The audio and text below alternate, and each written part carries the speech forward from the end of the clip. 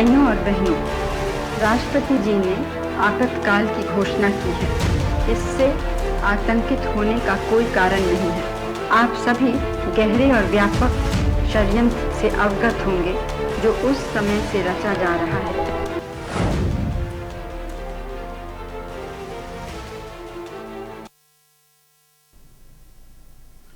नमस्कार।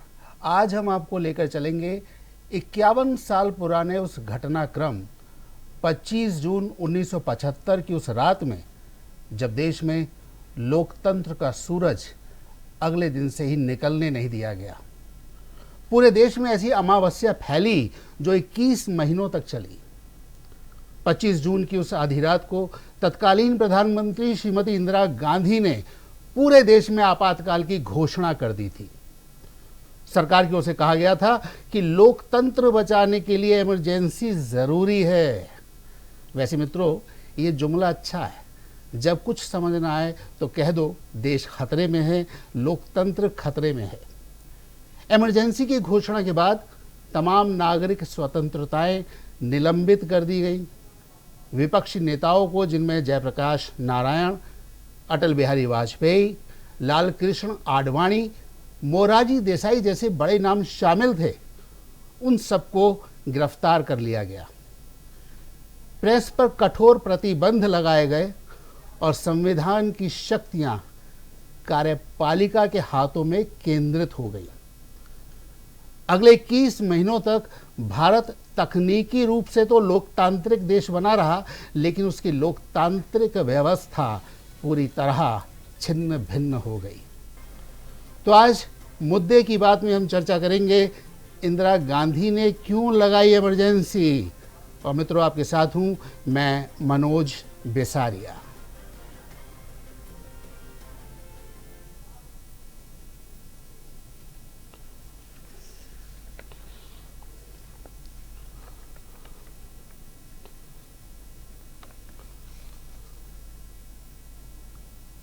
ये वो रात थी जब सबके अधिकार निलंबित कर दिए गए थे। इमरजेंसी की आड़ में अभिव्यक्ति की स्वतंत्रता छिन्न भिन्न हो गई थी।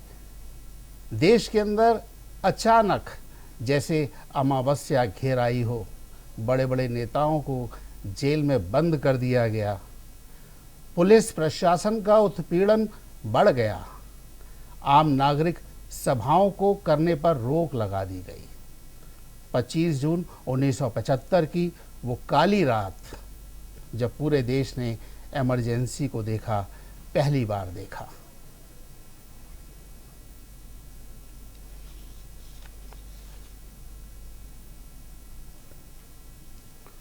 और आइए सबसे पहले तो हम आपको सुनवाते हैं कि इमरजेंसी की इस वेला में, जो 51 साल पहले इमरजेंसी हुई थी, आज किसने क्या कहा। देश के अंदर लोकतंत्र सस्पेंड किया गया था। न्यायपालिका के अधिकार को सीमित कर दिया गया था। मीडिया को प्रतिबंधित कर दिया गया था। तब रात के अंधेरे में भारत के संविधान के प्रियम्बल को भी बदल दिया गया। आप ये कृत्य देखिए, ये वह कांग्रेस कर रही है जिस कांग्रेस के युवराज आज संविधान की प्रति लेकर के देश भर में जनता की आंखों में धूल झोंकने का काम करते हैं। आपने देखा होगा इनके दोहरे आचरण को। इनका ये दोहरा आचरण जो संविधान की प्रति लेकर के लोग घूमते हैं,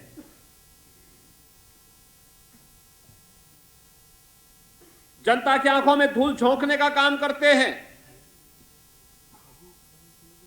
लेकिन जब इनको मौका मिला था, तब इन्होंने क्या कृत्य किया था, इनके पूर्वजों ने क्या कृत्य किया था, किस प्रकार का अत्याचार ढाया था, कैसे बाबा साहब भीमराव अंबेडकर के द्वारा बनाए गए संविधान की आत्मा को कुचलने का काम किया था। देखिए, अभिव्यक्ति की आजादी क्या है, अघोषित इमरजेंसी और घोषित इमरजेंसी में अंतर क्या है, ये सब पता चलना चाहिए आज की नई पीढ़ी को। और एनसीईआरटी ने अगर इस प्रकार से घोषित इमरजेंसी में कैसे रात को लोगों को उठा लिया गया, कैसे मीसा लगाया गया, कैसे नाखून खींचे गए, कैसे थानों में मारा गया।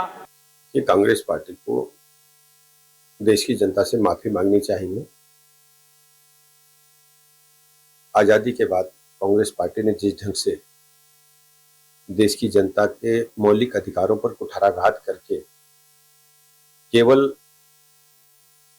अपने नेता की कुर्सी बचाने के लिए देश पर आपातकाल थोपा था, आज उसका 51वीं बरसी है, 51 साल पूरे हो गए हैं। कांग्रेस पार्टी लगातार आज भी मौलिक अधिकारों के साथ साथ जनता की उपेक्षा करके जहां जहां उनकी सरकारें हैं, जनता के हितों पर कुठाराघात करने का काम कर रही है। राहुल गांधी जी को देश की जनता से माफी मांगनी चाहिए और कहना चाहिए कि उनके कांग्रेस पार्टी के द्वारा जिस ढंग से संविधान की हत्या की गई थी, आज वो जिस ढंग से देश की जनता के समक्ष तरह तरह के वक्तव्य दे रहे हैं। पहली बात ये ध्यान रखिए कि विपक्ष का विरोध, देश को तोड़ने की बात, ये सब बिल्कुल बेबुनियाद है। इमरजेंसी सिर्फ और सिर्फ लगाई गई इंदिरा गांधी की कुर्सी बचाने के लिए।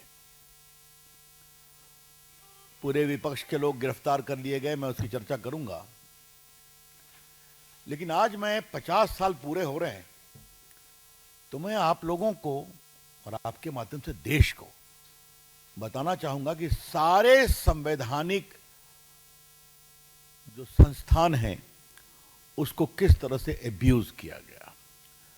Today is the time to recall as to how, while imposing emergency, all the signposts of democracy, the institutions, were brutalized by the then Congress government headed by Indira Gandhi. आज संविधान हत्या दिवस है। आज के दिन ही इंदिरा जी ने इमरजेंसी लगाई थी, संविधान को तार तार कर दिया गया था, लोकतंत्र का गला घोंट दिया गया था, विचारों की अभिव्यक्ति को, नागरिक स्वतंत्रता को पैरों तले रौंद दिया गया था, पूरे देश को जेल खाना बना दिया गया था। मेरे जैसे लोग जिनकी उम्र 16-17 साल थी, हम भी जेलों में थे, अमानसिक अन्याय और अत्याचार हुए थे, लाठियां बरसाई गई, करंट लगाया गया।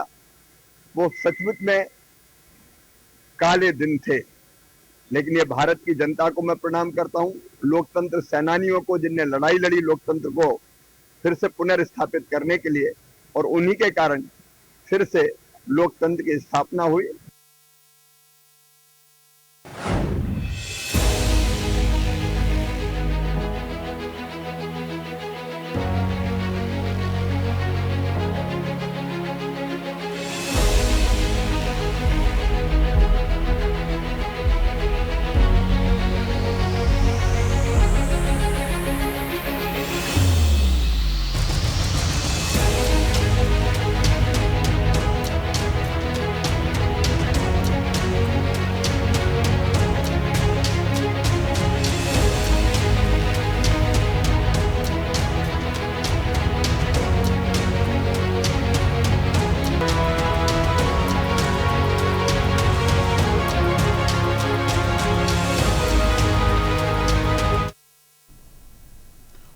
और मित्रों, आज इस चर्चा में हमारे साथ हैं भारतीय जनता पार्टी के प्रदीप भटनागर, कांग्रेस के शिराज शर्मा, वरिष्ठ पत्रकार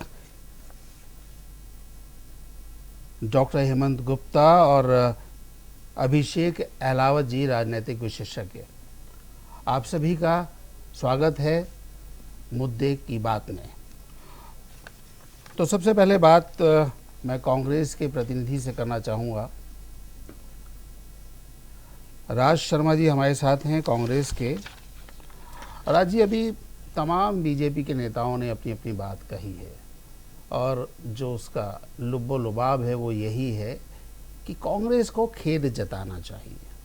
1975 में जो हुआ बहुत ही गलत हुआ और योगी जी ने जैसा कि अभी कहा कि संविधान के प्रति तो हाथ में लेकर घूमते हैं, लेकिन संविधान को जब कुचला गया उस बारे में कोई कुछ नहीं कहता। तो क्या कहना चाहेंगे आप राज जी कि क्या आप मानते हैं कि आपातकाल हमारे लोकतंत्र पर एक आघात था? 1975 में जब इमरजेंसी लगी, अगला इलेक्शन हम हार गए। इसका मतलब था जनता को पसंद नहीं आया जी। हम हार गए, ठीक है, एक्सेप्टेड। उसके नेक्स्ट इलेक्शन हम जीत गए। इसका मतलब था कि जनता को लगा कि सही किया था, हम गलत समझ बैठे, उन्होंने हमें जिताया और लगभग कई बार हमने सरकार बनाई। पहली बात मैं एक बात कहना चाहता हूं जी। यहाँ पे अभी मैं किसी चैनल में बैठा था, नाम लेना नहीं, तो उनका प्रवक्ता कह रहा था नापुंसक बना दिया था हम लोगों को। बस यही तो कमी रही थी जो आपके टीवी में 4 लोग कह रहे थे उन्हें नापुंसक बना देते, आज वो कहने योग्य नहीं रहते। चलो ये बातें होती।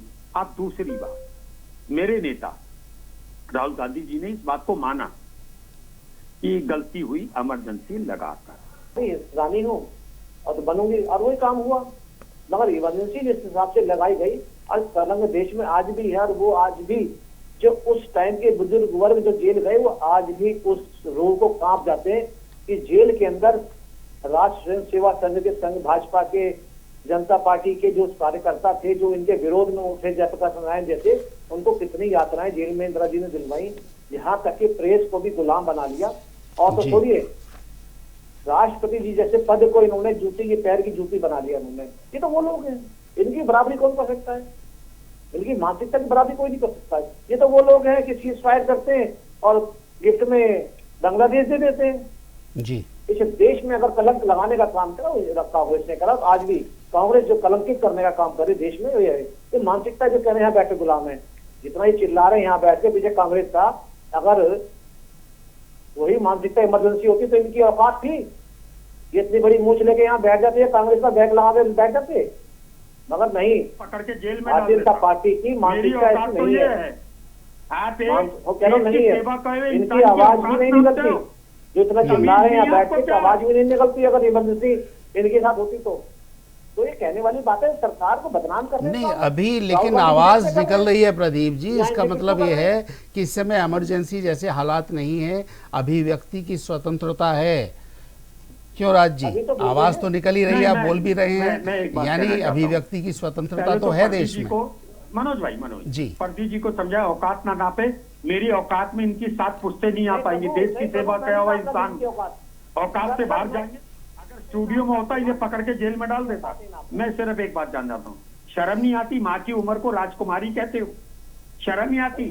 तुम अगर मैं मोदी जी के लिए कुछ कह दूं, मैंने तो कुछ नहीं कहा, तुम्हारा बात तो छिड़रा करता हूं। नहीं, ऐसे शब्दों का राज जी प्रयोग ना करें कृपया, एक दूसरे की वंशावली को ना कोसें। मुद्दे की बात हो रही है, इमरजेंसी की बात हो रही है, कृपया उसी विषय पर रहें।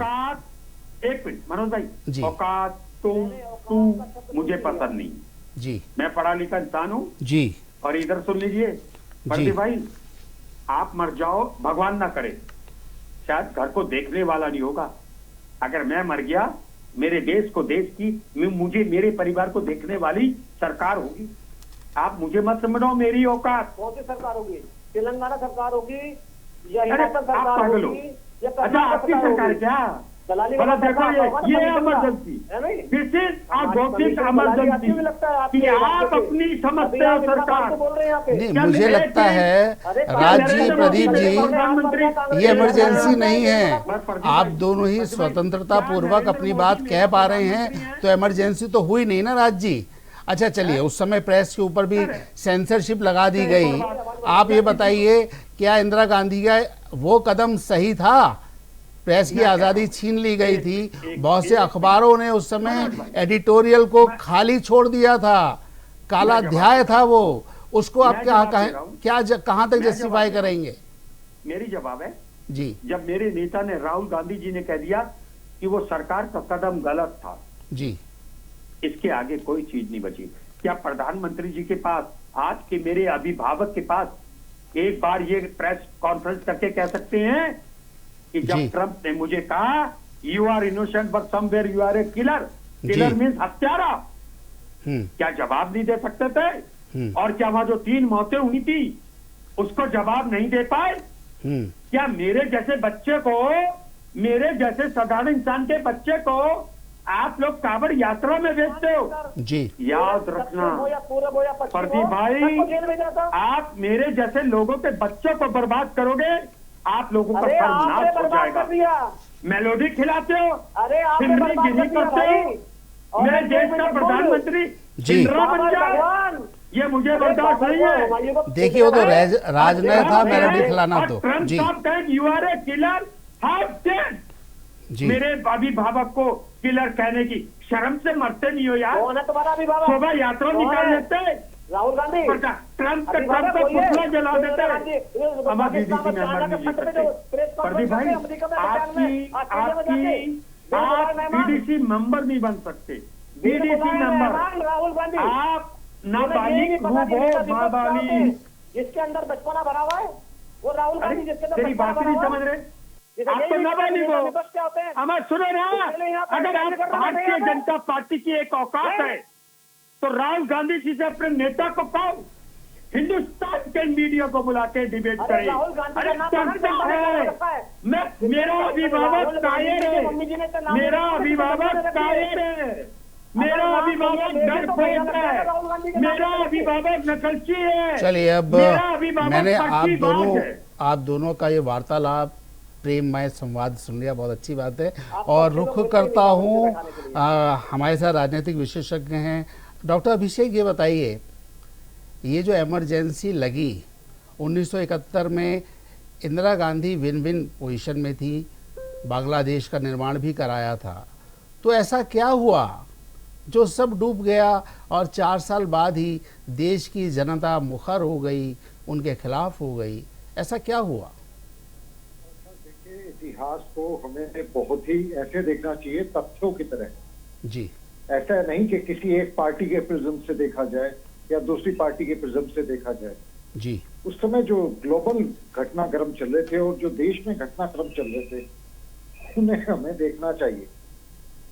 उस समय 71 की जंग के बाद विपक्ष से भी इंदिरा गांधी जी के प्रति बहुत ही सम्मान के शब्दों का यूज हुआ था। जो विपक्ष भी था वो भी इंदिरा गांधी जी के पक्ष में था, परंतु जैसे ही बांकीवूर वॉर हुई इजराइल के साथ और इनके अरब देशों की, तो पूरी दुनिया में तेल की कमी पड़ गई और भारत में भी तेल पे रोक लगा दी गई जी। उस जमाने में जैसे आज हम वॉर सिनेरियो देख रहे हैं, आज पेट्रोल पंप बंद नहीं है, उस जमाने पेट्रोल पंप बंद कर दिए गए थे। एक तो ये, और दूसरी बात, जब इलेक्शन हुए तो उस इलेक्शंस में इलाहाबाद हाई कोर्ट ने ये निर्णय दिया कि इंदिरा गांधी जी का निर्वाचन सही तरीके से नहीं हुआ। वो मुकदमा सुप्रीम कोर्ट में गया और सुप्रीम कोर्ट ने हाई कोर्ट के फैसले को सही माना, और उस फैसले को सही मानने के बाद एक तरफ तो इंदिरा गांधी जी त्यागपत्र दे सकती थी। मैं बड़े स्पष्टता से बताना चाहता हूं कि चाहे नरेंद्र मोदी हो चाहे इंदिरा गांधी जी हो, सबसे बड़ी इस देश का कॉन्स्टिट्यूशन और डेमोक्रेसी है। अगर दोनों में से कोई भी गलत पाए जाते हैं तो उन्हें पाला छोड़ देना चाहिए था। इंदिरा गांधी जी से वहां गलती हुई और राहुल गांधी जी ने वो गलती मानी। अब वो गलती मानने का परिणाम क्या हुआ, अभी परिणाम पे मत जाइए, बाद में जीती कांग्रेस पार्टी। अभी देखिए उस समय हुआ क्या। उस समय ये हुआ कि 1 लाख से ज्यादा टॉप लीडरशिप, जो राजनीतिक कार्यकर्ता थे, जो जर्नलिस्ट थे, यहां तक कि किशोर कुमार उस जमाने के जो सबसे मशहूर गायक, उनके गाने 1 साल तक के लिए बैन कर दिए गए। संजय गांधी जी, माननीय संजय गांधी जी, मैं बड़ा सम्मान करता हूं, परंतु उन्होंने जिस तरीके का कार्यकलाप किया इस देश में ऐसा कभी नहीं हुआ, ना कभी होगा। जबरन नसबंदियां हुई, राज भाई आपको ये मानना पड़ेगा, केवल मुस्लिमों की या हिंदुओं की नहीं हुई, पूरे हिंदुस्तान की आवाम की हुई। हमारे गांवों में जो मर्द हुआ करते थे और जो बच्चों से थोड़े से बड़े और बूढ़ों से थोड़े कम, वो खेतों में छुप के रातें बिताया करते थे जी। केवल महिलाएं गांवों में रहा करती थी। तो जी। ऐसा समय तो आज नहीं है जी। आज आप और हम, मैं भी सरकार का जब चाहूं और करता हूं मैं विरोध, जब भी मुझे सरकार गलत दिखती है विरोध करता हूं। हमें ये डर नहीं है जी। कि हमें जेल में ठूस दिया जाएगा या हमारे परिवार को यातनाएं दी जाएगी। वो समय काला दिन था हमारी डेमोक्रेसी के लिए, और ये दोबारा ना हो इसके लिए हमें एकजुट रहना चाहिए। आप भले ही किसी भी पार्टी में हो, ये अघोषित इमरजेंसी कहना बहुत गलत बात है। हेमंत जी, इमरजेंसी क्या लगता है आपको, आजकल जैसे कि आरोप लगाया जाता है कि देश के मीडिया के ऊपर भी अघोषित इमरजेंसी लगा दी गई है, स्वतंत्र रूप से कोई काम नहीं कर पा रहा है, तो डॉक्टर हेमंत गुप्ता जानना चाहता हूं आप इस बारे में क्या विचार रखते हैं? घोषित ऐसी वर्ड नहीं होती है, और ये जो त्रासदी थी, ये जो लंबा था 23 महीने का, वो भूल थी तो वो दोहराना करके चाहेंगे, और कांग्रेस को भी मिली और दूसरे पार्टियों को भी सबक मिली। आज कोई भी देश का प्रधानमंत्री हिम्मत नहीं करेगा तो वो दोबारा ऐसी गलती करे जी। अब रही बात, इसको संविधान का हत्या दिवस क्यों कहा जाता है जी। जब आप हिंदू द विश्लेषण पढ़ेंगे ना, तब आपको समझ में आ जाएगा कि ये मामला है क्या। इंदिरा गांधी का जो चेस था 75 का, उसको जब आप समझेंगे तो आपको लगेगा कि आपके भी पैर से तले से जमीन खिसक गई। तो एक समाजवादी नेता होते थे राजनारायण जी, उन्होंने उनको चैलेंज किया जब वो रायबरेली से चुनाव लड़ रहे थे। इंदिरा गांधी जो चुनाव लड़ी उसको हाईकोर्ट में उन्होंने चैलेंज किया जी। 2 साल से सरकार की नींव हिलाने में वो जुट गए, और मेट्रो पहले वहां पर थी।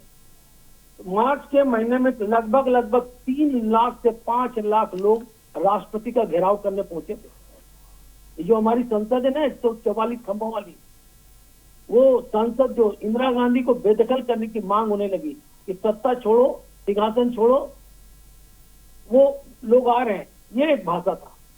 तो चूंकि वो मामला हुआ क्या था कि रेलवे हड़ताल जब हुआ था जिसमें राजनीतिक स्थिरता आई थी, जॉर्ज फर्नांडिस को हथकड़ी बनाकर जिस तरीके से अरेस्ट किया गया था वो बड़ा ही भयावह था। यहाँ तक कि राजनारायण जी को नाखून निकाले गए थे। ये शायद अभी तक अखबारों में लोग डालते नहीं। इंदिरा गांधी का मानना था कि विपक्ष जानबूझकर यह रास्ता फैला दिया, और इसका श्रेय क्या क्या राजनीतिक अस्थिरता का हवाला देकर अपनी सत्ता को बचाने के लिए इंदिरा गांधी ने संविधान के अनुच्छेद 352 का उपयोग किया। कांग्रेस के 2 नेता थे, सिद्धार्थ शंकर रे और आर.के. धवन जी, जो रायसीना बिल्डिंग से निकलकर राष्ट्रपति फखरुद्दीन अली अहमद के यहाँ गए, और तब उन्होंने देश के 60 करोड़ 763 लोगों की आजादी पर ताला लगा दिया। इंदिरा गांधी बनाम समाजवादी पार्टी के जो नेता थे राजनारायण, ये आप देख सकते हैं AIS 1975 का जो सुप्रीम कोर्ट का जजमेंट है, जब आप इसको देखेंगे तब आपको समझ में आएगा कि कितना भयावह था वो दिन। तो इसको डिनाई तो नहीं किया जा सकता, क्योंकि 12 जून 1975 को इलाहाबाद के हाईकोर्ट ने, एक न्यायमूर्ति थे जगमोहन सिन्हा, उन्होंने ये फैसला सुनाया था। उन्होंने कहा कि लोकसभा चुनाव में तो जो धांधली हुई है उससे इंदिरा गांधी को चुनाव तो रद्द होगा ही होगा, 6 साल के लिए चुनाव लड़ने पर रोक लगा दी। अब इससे उनकी खुद की कतर पड़ गई और उसको उन्होंने चैलेंज किया सुप्रीम कोर्ट। 24 जून 1975 को सुप्रीम कोर्ट के न्यायमूर्ति कृष्णा अय्यर जी ने उच्च न्यायालय इलाहाबाद को फैसले को बरकरार रखते उन्होंने कहा कि संसद के रूप में सभी विशेषाधिकार जो प्राप्त है उनको वंचित किया जाता है। और यहीं से पटकथा लिखी गई कि भाई हम इसको कैसे रोक सकते हैं, क्योंकि संजय गांधी के हाथों इंदिरा गांधी मजबूर थी, और उस समय आर.के. धवन को और चूंकि संजय राय को लगा कि भाई अगर हम सरेंडर कर देते हैं तो हमारी दुर्गति हो जाएगी, तो उन्होंने एक खतरनाक रूप बताया कि नहीं, हम इमरजेंसी लगा के लोगों को रोक सकते हैं। तब आप समझिए कि ऐसी स्थिति थी कि इंदिरा गांधी 1977 से 78 वाली जब सरकार बनी तो क्यों उनको मोरारजी देसाई ने अरेस्ट किया, उसको समझने की जरूरत है। 75 में आपातकाल के दौरान लोगों के मौलिक अधिकार छीन लिए गए, उनका जो 21 का वायलेशन हुआ जीने का अधिकार, वो पूरी तरह से रातों रात खत्म कर दिया गया। रातों रात 1 लाख से अधिक नेताओं को जेल में भर दिया गया। हेमंत जी, एक बात डॉक्टर साहब कहना चाहूंगा आपसे कि उस समय इंदिरा गांधी ने अपने नेताओं की बैठक भी बुलाई थी और उस समय नारा दिया गया तत्कालीन अध्यक्ष बरुआ द्वारा कि India is Indira, Indira is India. तो ये माना जाए कि कांग्रेस उस समय ऐसी स्थिति में थी कि उनको लगता था कि इंदिरा गांधी ही नैया पार लगा सकती है, इसलिए ज़रूरत से ज़्यादा भरोसा किया गया और इमरजेंसी के बाद 3 नाम बहुत मुखर हुए थे, संजय गांधी, बंसीलाल और विद्याचरण शुक्ल का, जिन्होंने इमरजेंसी के दौरान लोगों को खास तौर से प्रताड़ित करने का काम किया। मनोज, इसको अगर आपको समझना है ना जी, तो आपको इतिहास में जाना होगा। जी, मीडिया को सरकार ने कठपुतली बना दिया था। जी, हर अखबार के दफ्तर में सरकारी अधिकारी बैठते थे जो ये तय करते थे कि कौन सी अखबार छपेगी और कौन सी अखबार नहीं छपेगी। लिखना तो दूर, विपक्ष के नेताओं का नाम लेना भी उस जमाने में जुर्म था। कहीं स्वतंत्र आवाज नहीं निकल पा रही थी, प्रेस की स्वतंत्रता खत्म हो गई थी। तब स्टेटमेंट और इंडियन एक्सप्रेस सबसे ज्यादा विरोध जताया था, तो उन प्रेस पर ताला लगा दिया गया। मीडिया पर स्पेंसरशिप, जो सोशलिस्ट पार्टी थी उसका जो मुख्य पत्र था जनता, और सीपीआईएम का जो मेन स्ट्रीम था पीपुल्स डेमोक्रेटिक, समय समय पर बंद होती रही। यहाँ तक कि press trust of India, United press, press of India, समाचार भारती, हिंदुस्तान समाचार को मर्जर के लिए मजबूर कर दिया गया। आप समझ सकते हैं क्या हुआ था, क्या नतीजा, इसका नतीजा क्या भुगतना पड़ा। तो उस वक्त चटुकारिता के मामले में संजय गांधी के जो नजदीकी मित्र थे, अरुण आसफ अली, जिनका अखबार था द पैट्रियट, उन्होंने संजय गांधी की प्रशंसा करते हुए एक ऐसा चीज निकाला जो आप बोल रहे हैं कि India, Indira is India, India is Indira. वो उनको खुश करने के लिए था, क्योंकि अल्पसंख्यकों का भी नसबंदी किया जा रहा था, उसको रोकना था उनको। तो इस चीज को समझने की जरूरत है। कुर्ता की ये हाल थी ना कि झुग्गी झोंपड़ियों पर आज बुलडोजर आप चला रहे, उस जमाने में चल गया। डॉक्टर हेमंत, आपने बहुत अच्छी बात कही। मैं चाहता हूं इसका जवाब हम राज शर्मा जी से लें। राज जी, ये बताइए, उस समय इमरजेंसी के दौरान जबरिया नसबंदी की गई, बुला बुला कर की गई, आंकड़े दिखाए गए कि हम देश के अंदर जो है नसबंदी कार्यक्रमों को बढ़ावा दे रहे हैं। तो क्या लगता है कि इमरजेंसी का ये भी एक बुरा अध्याय था जिसको लोग आज भी भूले नहीं हैं? बहुत अधिक ज़बरदस्ती की थी संजय गांधी ने। मैं इस चीज को बिल्कुल नहीं मानता। जो पटापेच का अंत हो चुका हो उसके बारे में बातें करना भी बेकार है। Don't recall yesterday that is past. मैं एक और बात बताता हूँ, मुझे टाइम देना बस। मेरे जिले में ही एक पत्रकार हैं, इमरजेंसी के टाइम हाकिम सिंह इंस्पेक्टर होते थे, उन्होंने नाखून खींचे थे। मेरे दोस्त हैं, मुझे प्यार करते हैं, मैं उन्हें प्यार करता हूँ। तो उन्होंने बताया कि क्या वो भी कांग्रेस में ही है राज जी? एक मिनट मेरी बात सुन, कांग्रेस में वो पत्रकार है तो पत्रकार किसी में नहीं है जी, छुपे वो मेरे भी हैं, छुपे वो बीजेपी की है। अब आप बात सुन लीजिए। उन्होंने कहा कि मुलायम सिंह की गवर्नमेंट में हम लोगों को 25,000 रुपए पेंशन डिक्लेयर हो गई, हमें पेंशन मिलती है। तो उसके बाद वो गए योगी जी के पास, तो योगी जी से उन्होंने कहा, उसका प्रतिनिधिमंडल होगा 6-7-8 लोगों का, तो वो गए तो उन्होंने योगी जी से कहा कि अखिलेश जी ने तो हमें 25,000 देना शुरू कर दी, या मुलायम सिंह जी ने, थोड़ी सी पेंशन बढ़ जाए तो सुख सुविधा हो जाए। का 25,000 मिल रही है, बहुत मिल रही है, मैं तो इसको भी बंद करना चाहता हूं। ये है बीजेपी का असली चरित्र। और दूसरी बात कहना चाहता हूं, मैं झूठ मुझे कभी नहीं बोलना जीवन में। झूठ बोलने से मैं भगवान से प्रार्थना करता हूं मुझे मौत दे देना। और जब तो झूठ बोलने की कोशिश भी नहीं करता जब बीजेपी के प्रवक्ता झूठे बोलते। बस इतनी सी बात है यार। आज अभी हेमंत भाई भी कह रहे थे कि मीडिया को स्वतंत्रता नहीं थी। मैं हेमंत भाई से एक सवाल पूछ लेता हूं, सीने पे हाथ रख देना, अपनी आत्मा से पूछना, क्या आज मीडिया को स्वतंत्रता है? ऐसा कौन सा मीडिया है जिसको अपनी खबर चलाने से पहले मिनिस्ट्री पे नहीं भेजनी होती, गृह मंत्रालय पे? और एक और बात कहना चाहता हूँ। नहीं, यहाँ मैं रोकना चाहूंगा राज जी, अरे ऐसा भैया नहीं आपकी होता। बात नहीं कर रहा, आप तो ऐसा बिरले नहीं हो जो हमें बुला रहे हो। आप 80%, जी आप 20% तो लीजिए, चलिए। आपको नहीं होगी। और मनोज भाई मैं कह रहा हूँ, आज मैं आपसे पहली बार दू पे दू हो रहा हूँ। मैं ब्लंटली बोलता हूँ, जी मुझे देश के लिए मरना पसंद है। जिस दिन मरूंगा ना, तिरंगा डाला जाएगा। और याद रखिए आप, मैं सिर्फ इतनी बात पूछता हूँ तो बहक जाता हूँ। मैं इतनी सी बात कहता हूँ यार, वो कब लगी थी? 51 साल पहले लग गई थी ना? क्या उसी का रोना रोगे? अब तो कुछ अच्छा कर दो। मेरा तो रोना ये है, किसकी हिम्मत पड़ी थी कि मेरे प्रधानमंत्री को किलर कह दे। और एक और बात, ये इमरजेंसी नहीं, जो शब्द इंदिरा गांधी जी के लिए यूज किए थे उस समय, वो यूज करते हुए भी मैं शर्माता हूँ। अरे आप शर्माते हो, आप पैदा भी नहीं हुए थे। मुझे तो लग रहा है कुछ दिन में आप इस देश में पैदा होने पे भी शर्माओगे। मैं इन चीजों पे नहीं जाता, ये आपका अपना सोच है। मैं इस पे लड़ना पसंद नहीं करता। मैं सरकार, एक मिनट अभिषेक भाई जी, मैं सिर्फ सरकार की बात करता हूँ। मैं सरकार से बात करता हूँ। आपकी हिम्मत है कि 20 बार कह दो कि मोदी गलत कर रहे हैं? आपकी हिम्मत है कुछ कहा? कि आवाज चलिए उठाओ प्रदीप जी से इसका कि जवाब ले सम्राट लेते हैं इस्तीफा राज दो। जी। ये प्रदीप जी ये बताइए, अलावा जैसे साहब राज कुछ भी जी ने कह दो। कहा बस कि कुछ भाई भी कह दो। मीडिया को स्वतंत्रता नहीं है, तो क्या आप ये मानते हैं कि सरकार अपनी आलोचना स्वीकार नहीं करती है? क्या कहना चाहेंगे? जी जी, देखिए ऐसा है, कुछ लोग ऐसे बैठे हैं जिनको अभी थोड़ी सी लज्जा आती तो शायद वहाँ भी देश के आगे मांग पे बैठ के और उल्टा दूसरों को तर्क वितर्क कर रहे हैं अपनी बात को छुपाने के लिए। ये सब चीज दिखाई देती है। ये तो प्रेस की अगर बात करते हैं, जिस अनुच्छेद के तहत प्रेस मीडिया पे उन्होंने बैन लगाया था, प्रिंट मीडिया पे, क्यों पता नहीं क्या कुछ भी चीज छपी थी। खुद माननीय इंदिरा जी के, श्रीमती इंदिरा गांधी जी के खुद वहां पे सचिव होते थे, क्या छपेगा क्या नहीं छपेगा सब पता था।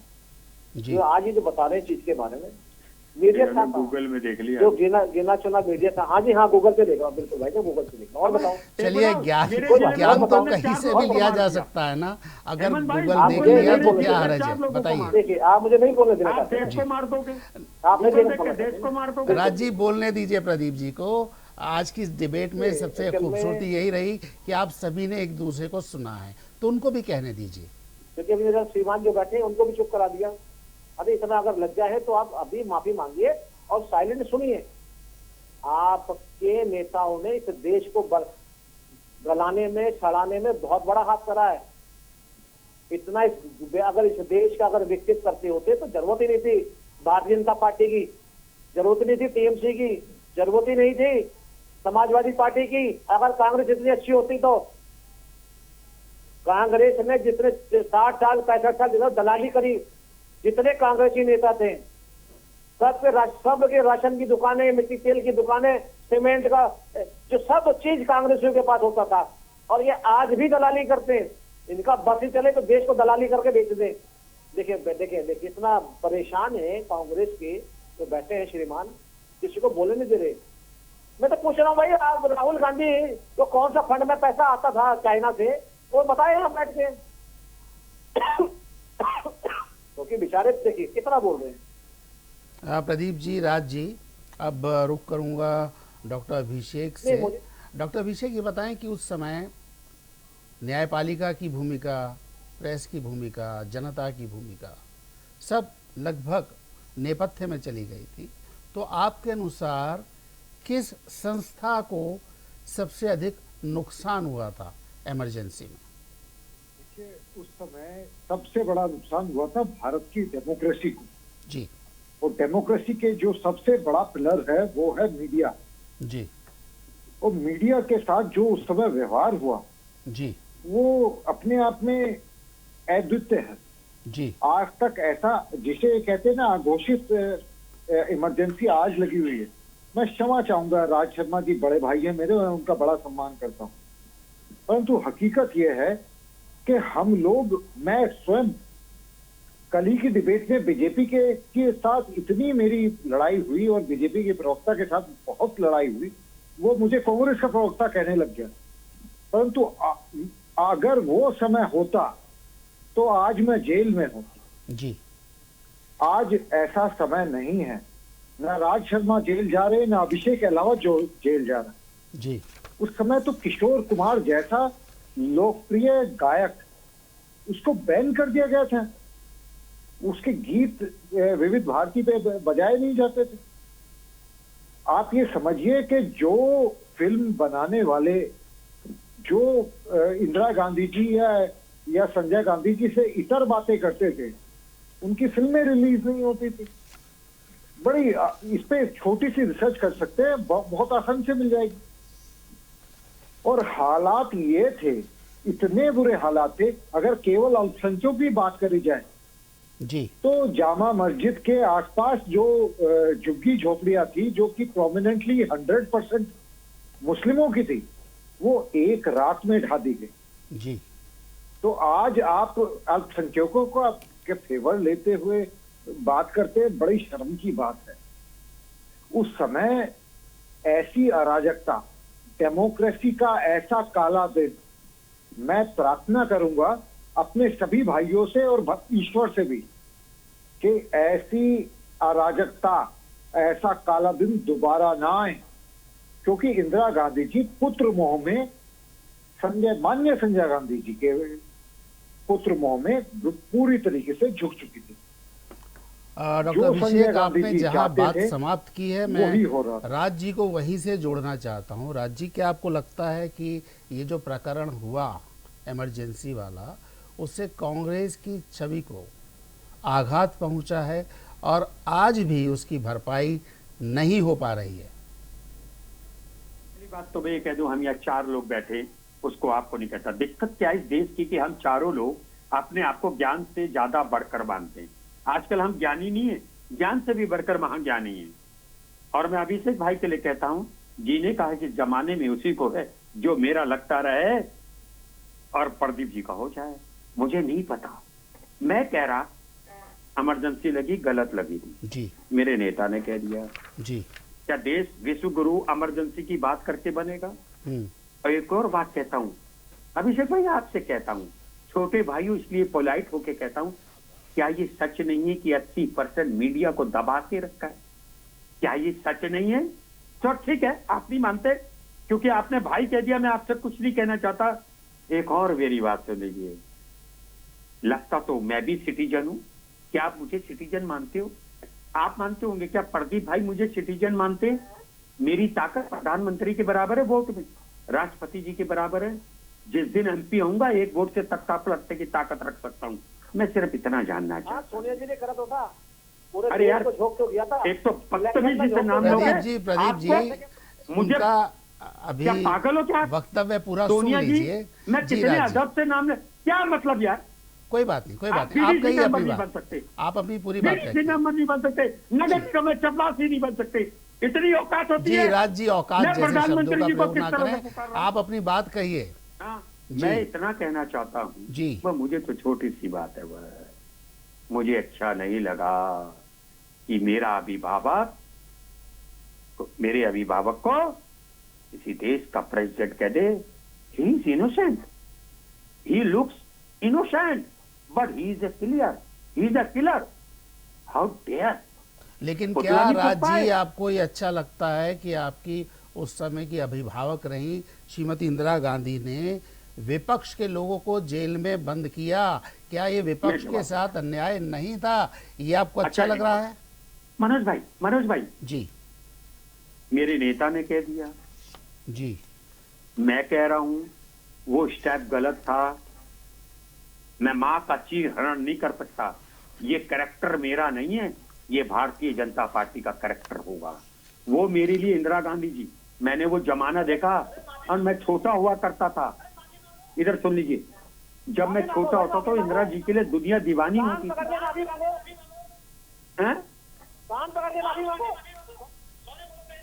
क्या लिमिट क्रॉस करोगे? पहले इधर सुनो, लिमिट क्रॉस कर रहे हो। अभी स्टूडियो में होता पकड़ के मुर्गा बना दे। अरे नहीं, किसी को मुर्गा ना बनाए। राज जी, अपनी बात कहिए। प्रदीप जी ऐसी बात ना कहें। देश की जनता आपको देख रही है, युवा पीढ़ी आपको देख रही है, भाषा की मर्यादा तार तार ना करें। कृपया अपनी बात कहें, शांतिपूर्वक कहें। जी राज जी, अगर आपका वक्तव्य समाप्त हो गया हो तो प्रदीप जी आपके पास आना चाहूँगा। प्रदीप जी, मैं आपसे जानना चाहूँगा कि भाई आज हम लोग बात करते हैं, इन्होंने भी विपक्ष की बात की, हम भी विपक्ष की बात करते हैं। आपको क्या लगता है कि आज के समय में हमारा जो विपक्ष है उसको सही तरीके से सुना जाता है, विपक्ष अपनी बात रख पाता है? क्योंकि जिस प्रकार आजकल दलों को तोड़ा जा रहा है, विपक्षियों को समाप्त किया जा रहा है, ये जो प्रवृत्ति आजकल चल रही है, ऑपरेशन किए जा रहे हैं, क्या आपको लगता है कि लोकतंत्र के लिए ये घातक नहीं है? क्या बीजेपी को इस प्रकार का कैंपेन करना चाहिए? जी, मैं पहले तो आदरणीय नेता विपक्ष के बारे में थोड़ा दो चार शब्दों को रखूंगा। जी, देखिए, हमारे नेता विपक्ष आदरणीय श्री राहुल गांधी जी, और राहुल गांधी जी खुद नहीं बने, जो सांसद चुने गए, जो जनता ने चुना, उन्होंने उनको चुना। जी, क्यों चुना? कि कांग्रेस पार्टी के राजकुमार है इसलिए चुना। उनसे भी बहुत बहुत सीनियर नेता बैठे, 6 7 बार के मेंबर ऑफ पार्लियामेंट बैठे, नहीं बनाया, श्री राहुल गांधी जी को बनाया। चलिए अच्छी बात है, बिल्कुल राहुल गांधी जी को बनाया, मैं तो कहता हूँ अच्छी बात है। मगर राहुल गांधी जी नेता विपक्ष बनने के बाद भी ना तो जनता की बात करते, ना समाज की बात करते। ठीक है, सत्ता में और सरकार से गलती होती है, आई एक्सेप्ट इट। अगर होती है तो नेता विपक्ष का काम है जनता समाज की बातें उठाने, मगर एक अच्छा नेता विपक्ष राहुल गांधी नहीं बन सकते। अब आपने एक चीज के दबाने की बात, सर क्यों दबाएंगे? मेंबर ऑफ पार्लियामेंट है, इस भारत की जनता ने, इस प्रजा ने उनको वोट देके, चाहे बेशक वो 8,500 रुपए झूठ बोल के ही मुसलमानों को डरा के कि आपके जो है ये खत्म कर देंगे, आपकी मान्यता खत्म कर देंगे, कानून खतरे में है, देश खतरे में, झूठ बोल के बर्बाद हो रहा था। तो ये भारतीय जनता ठीक है पार्टी जी, की तरफ दोनों जीत गए। तुम्हें कंचे मारेंगे। मगर आपने जो बात करी ना अभी, ये आपने दल बदल की बात, देखिए दल बदल, अगर दल बदल कोई कर रहा है उसकी मानसिकता क्या है और क्यों करा? जब शिंदे जी शिवसेना से अलग हुए, उन्होंने बताया क्या कहा? हमारे जो बाला साहब ठाकरे जी नहीं चाहते थे, इमरजेंसी की बात करो, घोषित इमरजेंसी और अघोषित मैं आपसे पूछ के बोलूंगा, शिंदे तुम्हारे आपसे मामा है पूछ के क्या? बोलूंगा मैं, जो मुझे आदरणीय पत्रकार महोदय पूछेंगे, मैं उसका सवाल का जवाब देने बैठा यहाँ पे मैं। हमसे बात करने के लिए आप सभी का बहुत बहुत धन्यवाद। लेकिन बड़ा सवाल आज भी यही है कि इमरजेंसी तो ख़त्म हो गई, लेकिन जैसा कि वक्ताओं ने कहा, ख़ासतौर से कांग्रेस के वक्ता ने कहा कि किसी और रूप में भी इमरजेंसी आ रही है, चाहे वो अभिव्यक्ति की आज़ादी को खतरा हो रहा हो या फिर जैसा आपने कहा मीडिया के ऊपर प्रतिबंध लगाने की बात हो रही हो। तो सोचना यही है कि हम किस प्रकार अपने लोकतंत्र को और अधिक मजबूत सबल बना सकते हैं। आज के लिए इतना ही, और हमसे जुड़े रहने के लिए आप सभी अतिथियों का बहुत बहुत धन्यवाद। नमस्कार। भाइयों और बहनों, राष्ट्रपति जी ने आपातकाल की घोषणा की है। इससे आतंकित होने का कोई कारण नहीं है। आप सभी गहरे और व्यापक षड्यंत्र से अवगत होंगे जो उस समय से रचा जा रहा है।